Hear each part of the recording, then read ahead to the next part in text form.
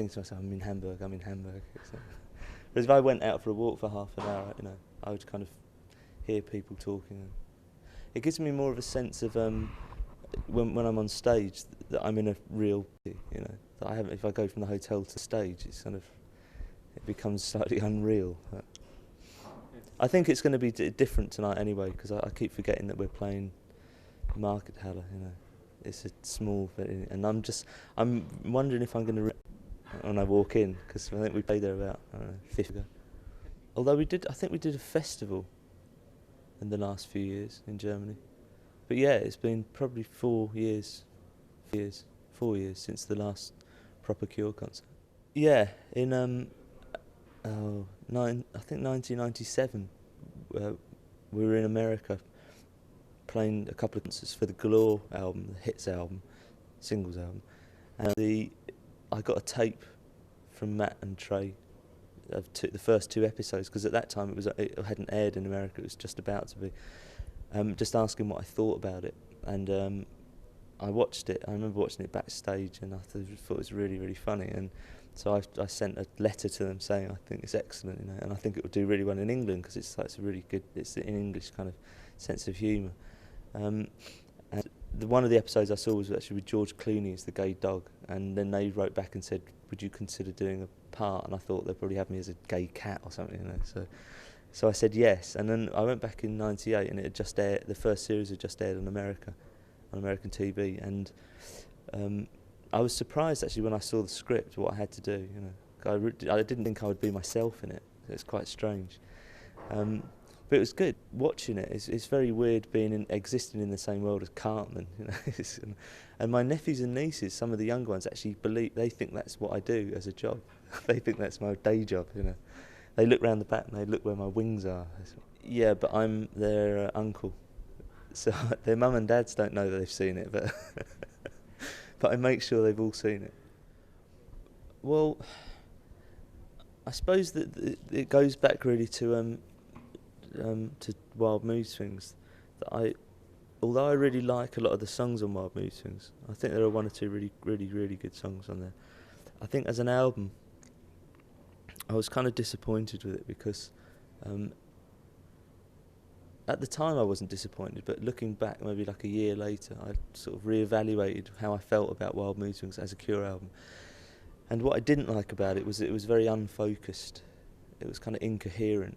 And I realised it's because when I was making it, I was unfocused and incoherent. I didn't really know what I was doing. I mean, we spent far too long making it. We spent a year on and off making it. And 1 month, the month in February when we were making it, when I was doing Bear, by the time it got to kind of September and I was doing Gone, I was like a different person. So I knew that whatever we did, whatever Blood Flowers was going to be, I wanted to make it really fast, and I wanted so that it would just represent one particular moment of my life. And I also thought that the thing that was wrong with Wild Mood Swings was that it had it had very little emotional depth, and so I wanted Blood Flowers to compete on that kind of level with Disintegration and Pornography and Faith. I wanted it to make people feel something, and then that was kind of my starting point. And I listened back to Pornography and Disintegration. I played Pornography and Disintegration to the others so that they would understand, because I think they're the two, up until this point, they've been my 2 kind of high points or low points, however you want to see them. But they're the 2 albums I think really, they mean a lot to me, and as an artist they mean a lot to me. And I wanted Blood Flowers to be as good as those 2 albums. So I was really surprised, very pleasantly surprised at how Blood Flowers has turned out, because I didn't think it would be this good. I kind of thought I didn't think this lineup was capable of making this record, because every lineup of the Cure always says we're the best lineup, and they were saying that to me, and I was saying the only way you can be the best lineup is to make the best album, because nothing else matters really. So it's quite a shock, actually more pleasantly surprised, when we'd finished and I'd finished mixing it, and then I took a week off and we came back and we all listened to it, and I thought, it's a really great album. It's like it's better than I imagined it would be. So it's also, I suppose, it's quite unusual for a band to be making their best work kind of 20 years after they started. I mean, it's unheard of. Usually bands don't do this. So I think that's what surprised me as well. I thought maybe it's inevitable that Disintegration will have been the finest thing that I've done, and everything, you know, and it's just a kind of decline from there. But you know, I'm delighted that it isn't. Well, musically, I find it very difficult to write music to order, because I never know what I'm going to write when I sit down. So I don't write music because I feel like I have a need to. I do it because I enjoy it. So I maybe write, I don't know, 70 or 80 songs in a year, and of those, maybe 30 I think that's quite interesting, and of those maybe 20 I think they're quite good. And it's that kind of process. But in the past, so with Wild Mood Swings, I picked the songs purely because I thought they worked as songs. I didn't worry about whether they worked with each other. With Bloodflowers, I maybe like the 10th song I wrote, I thought that's a Bloodflowers song, and then there would be like another 15 songs, and then I'd write, I think that's a Bloodflowers song. So I was very conscious of picking just particular types of songs musically. But lyrically, I wrote the album in about 3 weeks, I think. I mean, I knew what I wanted to write about, and I just sat down and wrote it. I mean, I've had little notes and to myself, and little, you know, maybe half a verse or a chorus or something over the preceding kind of 6 months. All the time that I'm writing music, in fact, every time I sit down and write music, I always have a pad and a pen, and I write down, if the music is making me feel something, I write that down, and usually that's what the song's about, because I think the two are kind of like inextricably linked. If I'm feeling a certain way, and I've got certain pictures in my head when I'm making the music, that's what the song's about. I don't want to change it, because that's the way it's going to be most powerful. So it was kind of easy picking the songs for Bloodflowers, because they were already written, if you know what I mean. I mean, they were all of a certain type. They all worked together. You know, maybe Sunday is actually the only one that I was unsure about on the album. It was the only one that I felt was slightly different in style to the other ones. It's a little bit more upbeat, I think, than the others.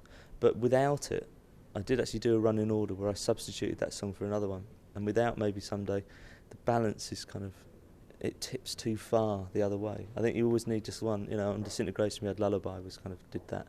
Although it was a huge single, it still had a kind of weird element to it. And with Maybe Someday, I wanted something that was actually kind of almost quite naive sounding and really almost banal. You know, it's strange that in America they've picked Maybe Someday to go to radio, and it's actually like our biggest radio hit ever in the history of the group. And I think it's the weakest song on the record. So it shows that I know nothing about what works on radio, or it shows that people in America like something different to, you know. I am actually excited about it in a different way than so with Wild Mood Swings. I was not really worried, but my concern was that people would like the album, and that it would do something, it would resonate, and that we would kind of re-establish ourselves as a band.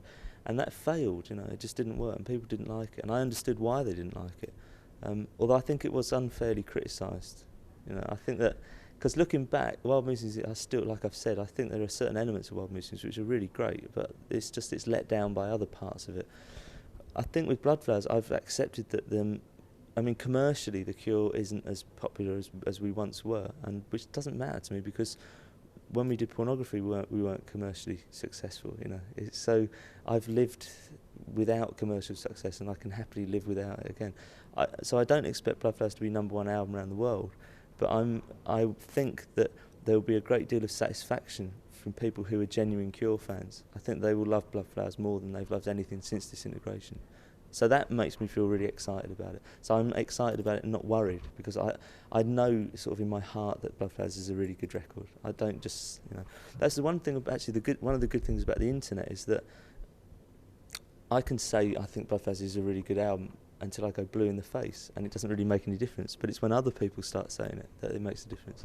And even now, just with like the bootlegs on the net, the MP3s and stuff, Cure fans are kind of telling each other this is like a really good Cure album. So I sort of know it is, you know. But I knew it was anyway. That's why you know. I think playing the songs tonight it's always a great feeling playing new songs. And I think we've picked the set tonight. It's just that side of the Cure. There's no singles tonight. It's all big, long, dark songs. So if you like that side of the Cure, you'll love tonight. If you don't, you won't. You know, anyone that goes there wanting to dance is going to be very disappointed. So. It's partly this. Well, I would be lying actually if I said it was. that has fallen into place. The reason for making Blood Flowers as it is far more personal, though. I mean, it's because I wanted it to sound like The Cure. If I wanted to make another album like the Kiss Me album, or or Wild Mood Swings, I would have done. I don't kind of worry what the fans think or what people think, because it's a road to madness doing that. I mean, but I was aware when we were actually making Blood Flowers that it was a fan kind of, that people would be pleased that we were making this kind of record. But I mean, The Cure have had far more commercial success than I ever imagined and ever wanted in some ways. I mean, it's been quite difficult at times, particularly in America. The kind of level of success has been something that, just as an individual, I've found it kind of awkward sometimes to be as famous as I've been through the years, because that's not really what I wanted to do. I didn't want to be in a band so that I could be famous. So even though I've really enjoyed the success The Cure has had, I think it's been fantastic. It doesn't worry me that much that we don't have commercial success as much, because that was never the driving force behind it anyway. I would much rather feel that we'd achieved something of worth and something that would last and something that people will listen to in 10 years than be number one this month, And it's easy for me to say that because we've had success, I suppose it's, But I don't worry that it's like with Wild Mood Swings. I mean, every album we'd ever made up until Wish had always done better and better. It sold more and more and more, And Wild Mood Swings was perceived by the industry as a failure, even though it sold close to 2 million copies around the world. For any other band, 2 million albums, it's like you think, we've made it, But because we'd kind of been on an upward curve and suddenly you start going down, people think, uh-oh, it's all going wrong, And Blood Flowers may well continue the downward curve, and probably will. It probably won't be as commercially successful as Wild Mood Swings even. But that's not the point, though. It's like the point is that I never expected to get that high. I mean, when we'd done... the only time I've ever been disappointed is when we made 17 Seconds, the second Cure album. I was really sad for about a week that we'd made what I thought was a really great album. At the time, it was like the best I could do. And no one wanted to listen to it. It sold like, 15,000 around the world or something stupid. And I remember sitting down with Simon, looking at each other thinking like, why doesn't anyone like us? And I was really disappointed. But ever since then, how could I be disappointed at the level of success we've had? Has been incredible, really, considering that we still do pretty much what we want. And I've never really gone out of my way to be, we don't appear on television very much. In fact, we'd never done American television until 4 years ago. I'd always said no, and yet we still managed to be really popular. So, I don't know. It's difficult to explain actually what I do. Maybe it's wrong.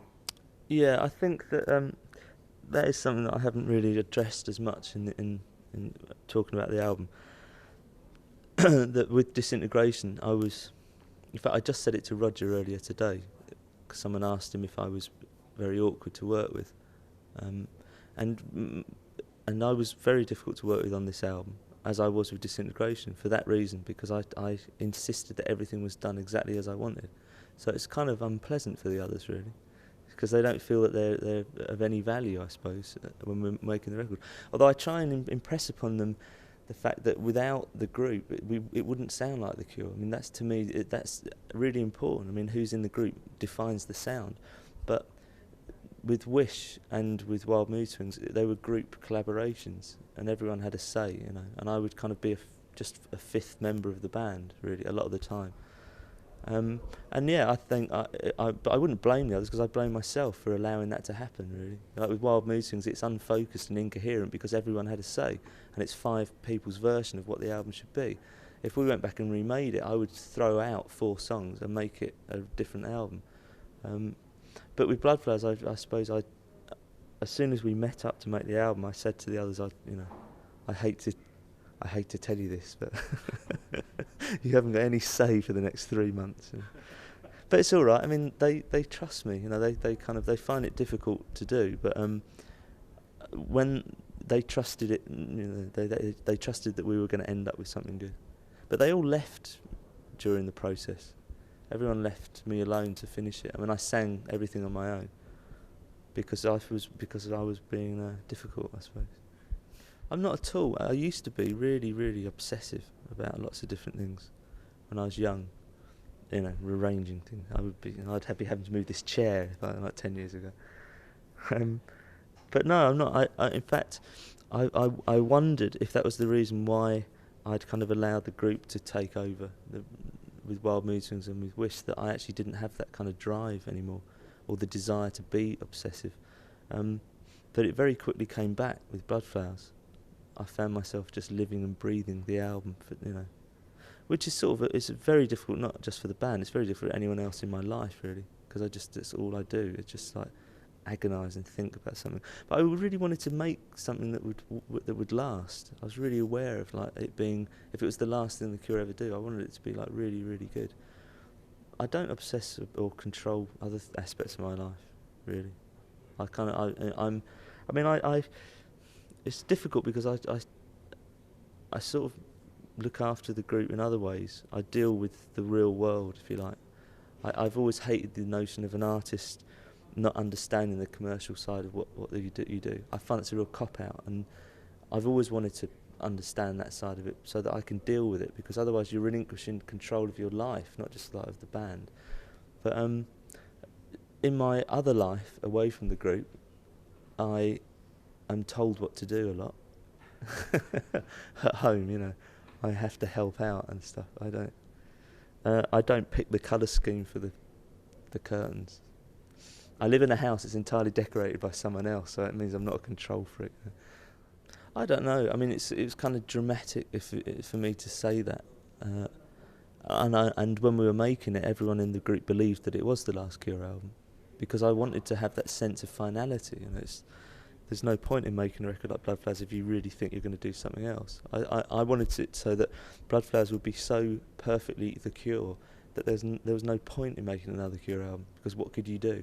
And at this moment, I feel that we find it impossible to think of making another Cure album, because I have no need to, because it's kind of, that's it for me. But I would really want to try something on my own to see what it's like. If I don't like working on my own, I'll go back to the Cure again. So until we don't make another album, Bloodflowers is the last album. Part of me really wants it to be the last album, actually, if I was being honest. I would think it would be very courageous to stop the group on such a high note rather than just keep continuing on. But part of me is like my more human side thinks it's so good to be able to make something so good that why would I not want to try and do it again? So I don't know. We'll see. I'll see next year. At the moment, I'm not really too worried about whether it's the last. I wanted it to be the best rather than the last. That was more important to me. I just thought it would be kind of a darkly romantic, in that it's a kind of... I mean, to me, Valentine's Day, when I was thinking about this, when they were giving me a series of what release dates we could have to choose from, Valentine's Day when you're young, particularly, is a day of unrequited love. It's actually was one of the most depressing days of the year, because you find yourself unable to tell the person that you're lusting or loving that it's you, that it's weird. It's when you're in a period of, like, particularly when you're very young, that you can't bring yourself to openly admit that it's strange, and the person that you've given a card to or something, or some token, actually thinks it's from someone else. I mean, it's a really terrible feeling. You think, but it was from me, but you're not allowed to say it. So I thought there's elements of that, I think, that are in Bloodflowers, that sense of love never ever being able to be perfect, so that, like, my constant desire for things to be just as they are, as they should be, and for them always to be just as they are, which is not as I want them to be. Control freak. Yeah. The funny thing is, There Is No If is the one song on the album that I didn't write for this album. I wrote that when I was about 19, I think, and I've never recorded it. And I just felt that it would, for a lot of different reasons, but the main one is I thought it really worked with the other songs. I'd never felt comfortable about doing a song it's basically just an acoustic guitar and me. And every time we've demoed it quite a few times over the years, and I've always thought, sounds like a hippie. And I did it this time, and Jason and Roger particularly, like, heard it for the first time and said, like, you've got to do that. That's really great. It really fits the mood. And for me, it was kind of quite strange on a lyrical level that I could really have written that now, that song. So it just shows that I haven't really changed that much at all in certain ways. And I would think, if I met myself now, from when I started, I would be quite pleased with how things have turned out. I wouldn't be disappointed. So no, I wouldn't change very much at all about what I'd done. Certain things I won't go into, I would, but in the career of The Cure, I think it's been really interesting, and it's the fact that we've been successful has been an added bonus. But I enjoyed more the fact that we've tried lots of different things through the years. No, I don't. It's not that kind of record. I mean, the reason why I'm doing this kind of promotional stuff is because there is no single and video, because I've decided that there isn't going to be a single and video. The record company's a bit unhappy, but I don't feel right. I just, it's like with there is never a plan with The Cure. When you look back, it looks like there's been a really, a master plan, that I've been kind of calculating it all, and that I am in control. A lot of the time, that's a false illusion. It's decisions are made about the group by me entirely on instinct. It's just whether it feels right or not. I don't know. Sometimes I suspect what the repercussions will be, as in like deciding that there should be no single and there's no video. I can kind of see what the repercussions are, but they're not. It's unimportant. It's this. If I did something and I didn't feel right about it, it wouldn't be right. It would, if we made a video and I didn't feel comfortable, I would look uncomfortable, and the whole thing would be uncomfortable. So there's no point. In the past, I've enjoyed making the videos because I've seen that there's a point to them. They serve a purpose. But with Bloodflowers, it's almost, I suppose, like in the old days when I used to listen, before videos, and you listen to albums and in the dark, and that's what I wanted Bloodflowers to be. So I don't really want to impose pictures onto the record, because it's like an old-fashioned kind of record in that way. No single. I bet you if you asked him, he would probably feel the same way as me. I mean, he's worked with Tim Pope as well a lot.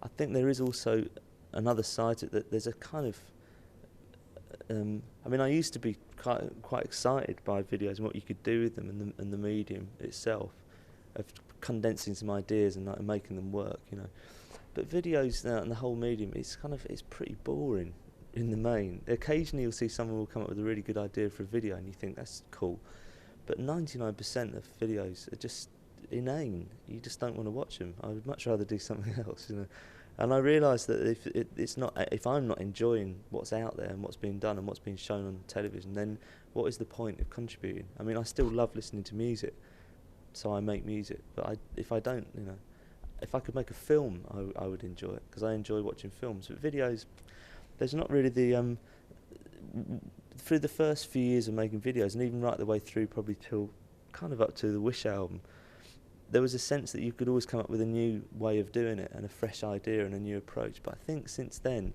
I mean, it might not be true. I might just be kind of not seeing the right videos. But it seems to me that as year on year goes by, there's a kind of homogenised feel to videos. They start to conform to us. The Beastie Boys still make really good videos. I think their videos are generally entertaining. Even though they look really crummy, some of them, they're actually good. The ideas are good, and you can see that they actually enjoy doing it. And I think that's the key to it. I think if The Cure started making videos and we didn't really want to do it, they would look terrible. Well, that's from America. I have actually put Maybe Someday to radio for the last couple of weeks. I asked Mike Hedges to remix it and do a radio edit. Not because of the Manics, but because he did old Cure stuff, And I thought it would be nice, because I haven't seen him for years, so I phoned him up and said. And he'd actually heard the album, and unbeknownst to me, he'd asked if he could do a remix, because he thought it was the best thing we've done for a long time. So it's I thought it was a nice way of kind of touching on old Cure history, would be getting Mike Hedges involved again. The strange thing is that in America, Maybe Someday is becoming, in the last week, I think it has become our most successful radio single ever, which is I despair. I mean, no, because yesterday they asked, will we make a video for it, because it looks like it's going to be a hit, and I said, no, we won't make a video for it. So it's always the way, That's where the plan falls down. I decide there's no single, nothing's going to happen, and then we get a hit. It's like, yeah, Mike Hedges has done another one for The Last Day of Summer, which he just did for nothing because he wanted to do that song, and Paul Oakenfold's doing a remix next week for us as well. Yeah, I'm. Jason's done a remix of There Is No If, and I am doing a remix of The Loudest Sound, which is really different. It's actually how the song got written, I'm working from my demo and doing it. So, yeah, I mean, what we'll probably do is we'll probably put them on the website, and just for free, because there's not really, I mean, that's the best part of the internet, is that with the once we release Blood Flowers, once February the 14th has passed, The Cure is actually out of contract globally, so we can do whatever we want on the internet. Up until now, I have to consult 3 teams of lawyers. I have to phone up Universal and Elektra and Warner Brothers and say, like, please can I, and it's like being back at school. I think I'm 40 and I have to get permission to put my own music on the web. So I've resisted the overtures to re-sign the band to anyone, because I would like to experience some creative freedom on the internet. So a lot of what we do will actually just be put up onto our website for nothing. I mean, I can upload from home, so people can hear what we're doing straight away. Well, I mean, I think the worst part of it, I think it would be very difficult for a band like The Cure to, certainly to have done it in the way that we have done it now, because the attention that's focused on you globally is such that you can't make a mistake. I mean, when we started with Three Imaginary Boys and 17 Seconds and Faith and Pornography, we were going around the world, but at a really low level. And if we did something in Germany, or if we did something in New Zealand, someone in America wouldn't know about it. Everything was very localized and very low key, and we made mistakes, and but we developed in a way that we wouldn't now we wouldn't be allowed to do that. I mean, we made 3 albums that did nothing commercially, and we paid for the next one, and we kind of gradually developed a fan base, but there was no internet, there wasn't, so everywhere we went it was different. Whereas now it's kind of instant, and everyone's got instant access. I mean, this interview will be transcribed and put on the internet by tomorrow. Everyone in America will have read what I've said, and I'm very aware of that. And in some ways, it's slightly disappointing in a way for me, because it means I can't say anything different, because everyone says, like, he's lying. But I think that the record companies all merging. It's terrible, but it's just the way the modern world is. It's I think the worst aspect is that just last week, the big 3 all got together, and they're taking MP3.com to court, trying to stop them from operating, which I think is a really key court case that's coming up in the next month, and I really hope they don't win. It's always very difficult, because you always suspect there's a lot of money changing hands, serious money, to make sure that. I mean, the MP3 is not going to go away, but the record companies obviously want to make it theirs in some way. They want a proprietary kind of like format so that they can control, the cost of it. And their model of giving the artist fucking 5%, if that, is lamentable. It's always been like that. And the argument I always get and always have had for 20 years as an artist is like, that's how it's always been. Don't rock the boat, And the internet and the way that MP3.com operate proposes an entirely new model whereby the artist profits from their own work, and it's not to do with money even. It's a sense that you are of value, you are of worth, and I think it's that will be undermined by this kind of like this conglomeration of record companies all turned into one huge multinational monster, that you get a handful of fucking idiots basically deciding what's going to work and what isn't. And then why should they decide that? They are idiots. I mean, I've met the people that run the big record companies, and no disrespect to them, but they really don't understand a lot about music. They're there for other reasons. They're there because they're good at business.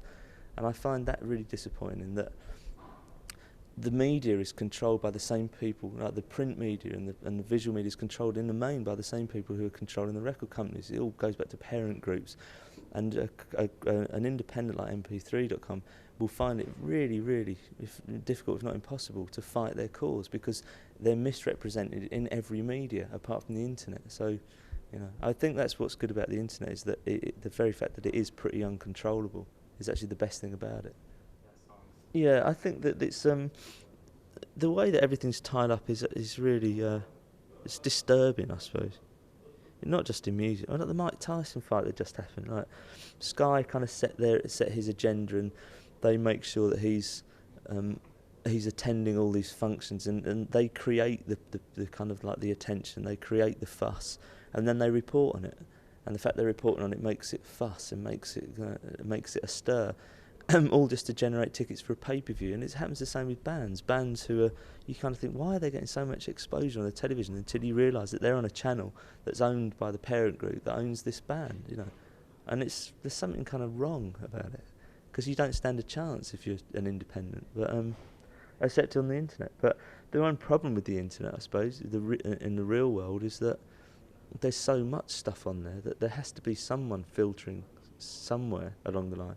You know, I mean, there's tens of thousands of artists on mp3.com. How can you possibly know what's good, you know? Well, we're touring in Europe in March and April and May, and then we're going to America from May and June, and then I think we're probably going to Australia and Japan in July. And then after that, I should be having a holiday at home with no travel. And then I'm hoping to start my own thing in September, but it'll probably be October by the time I've got it sorted out. Because I'm hoping to work with a couple of other people who I won't name, who I've kind of asked, and they've agreed to play just instruments on the record. So I'll see how it turns out. But the medium will still be music, not movies. No, it'll be music. I've written the treatment for a film that I'm composing the music to in a very loose kind of way, but only because I haven't written words for the album, because I want it to be instrumental. So to give it some kind of form, I've actually written characters, so the music reflects what the character's involvement. So when it comes out, you'll have a booklet it'll be like a story. God, it's a concept album, if it works. It's just I wanted to try something that's very different to anything that I've done before. So if it works, I mean, you know, I hope it's good. If it doesn't work, I'll do another Cure album. We listen to Elvis a lot, actually, when we play pool. We always play Elvis when we play pool. So yeah, I love Elvis, early Elvis, fantastic singer, and great songs. And even like mid-term Elvis, when he got a bit kind of schmaltzy and that, it's pretty good. When you're really drunk, that's actually the best type of Elvis to listen to. Yeah. I kind of think of the single that we've got where his backing singers are singing really out of tune. Do you know the one? And he starts laughing. He's live in Las Vegas, and he can't stop laughing. And it's a very deeply sad song. Yeah. Yeah. It's not You're Always on My Mind. It's one of those, you know. It's like. Just love his tunes. I think we actually, as a band, we when we did the Faith tour in 1981, we had a roadie who drove me, Simon and Lola around. He actually did everything for us. He was like our back line and everything. And he was a Ted, you know, he's a teddy boy. He had a quiff and he used to wear a drape and like big brothel creepers. And he was always playing Elvis as he was driving us. And he was really big and tough, you know. Like, he said, turn Elvis off. I'm not turning Elvis off. If I turn Elvis off, I stop driving.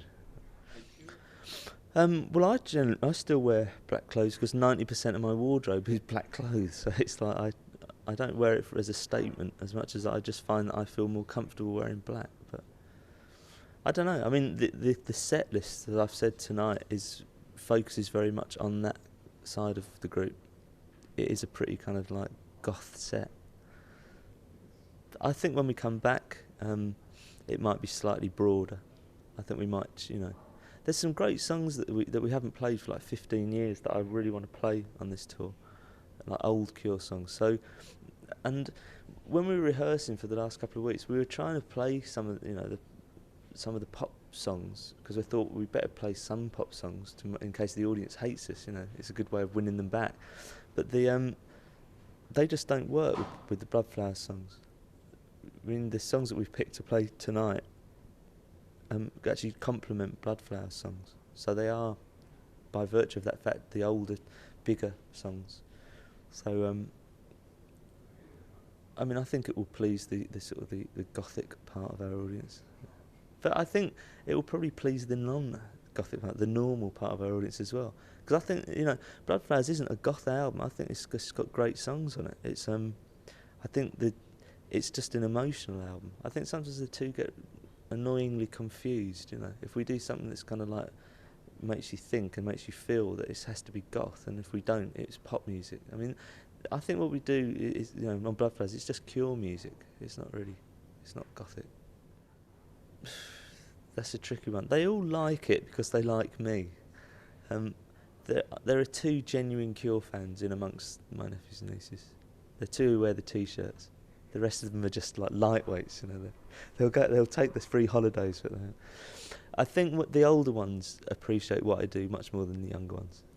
Going back right to the start, the younger ones think that I'm in South Park, that's my job, and that this is just something that I do to pass the time. You know?